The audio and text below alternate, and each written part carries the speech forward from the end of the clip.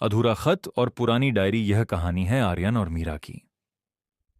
आर्यन एक शांत और गंभीर लड्ढेका था जिसे शब्दों से ज्यादा पेंटिंग्स से लगाव था।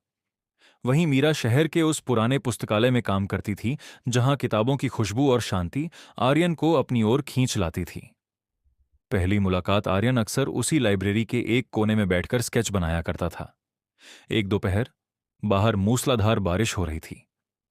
आर्यन अपनी डायरी में कुछ लिख रहा था कि तभी उसकी कलम की स्याही खत्म हो गई।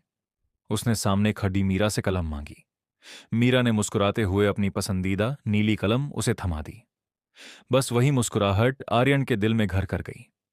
बढ़ती नजदीकियां अगले कुछ महीनों तक उनका रिश्ता नमस्ते और धन्यवाद से भरकर घंटों की बातचीत में बदल गया। वे घंटों तक साहित्य, सपनों और बारिश के बारे में बातें करते। आर्यन ने कभी खुलकर नहीं कहा, लेकिन उसकी हर पेंटिंग में कहीं ना कहीं मीरा की झलक होती थी। मीरा को भी आर्यन की सादगी से प्यार हो गया था। वो जुदाई का मौद्द वक्त हमेशा एक जैसा नहीं रहता। आर्यन को एक बड़ी आर्ट गैलरी में काम करने के लिए विदेश जाने का मौका मिला। यह उसके करियर का सबसे बद्धा सपना था। जाने से एक दिन पहले आर्यन ने मीरा के लिए एक लंबा खत लिखा जिसमें उसने अपने दिल की हर बात कह दी थी। उसने तय किया कि वो लाइब्रेरी जाकर मीरा को यह खत देगा। लेकिन उस दिन मीरा लाइब्रेरी नहीं आई। उसे अचानक अपने परिवार के साथ दूसरे शहर जाना पड़ा। आर्यन ने वो खत लाइब्रेरी की एक पुरानी किताब द ग्रेट गैट्सबी के पन्नों के बीच रख दिया और मीरा के नाम एक छोटा सा नोट छोड़ दिया। सालों का इंतजार, 5 साल बीत गए। आर्यन एक मशहूर पेंटर बन चुका था, लेकिन उसका दिल आज भी उसी नीली कलम और लाइब्रेरी की खुशबू में अटका था। वह वापस अपने शहर लौटा और सबसे पहले उसी पुरानी लाइब्रेरी में गया। लाइब्रेरी अब काफी बदल चुकी थी, लेकिन द ग्रेट गैट्सबी आज भी उसी शेल्फ पर थी। आर्यन ने कांपते हाथों से किताब निकाली।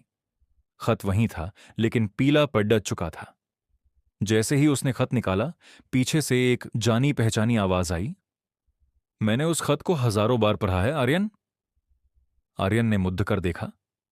मीरा सामने खद्दी थी। उसकी आंखों में आंसू थे। मीरा ने बताया कि वह उस दिन के कुछ हफ्तों बाद वापस आई थी और उसे वो खत मिल गया था। उसने सालों तक आर्यन का इंतजार किया क्योंकि उसे यकीन था कि जो प्यार खतों में जिंदा रहता है वो कभी खत्म नहीं होता।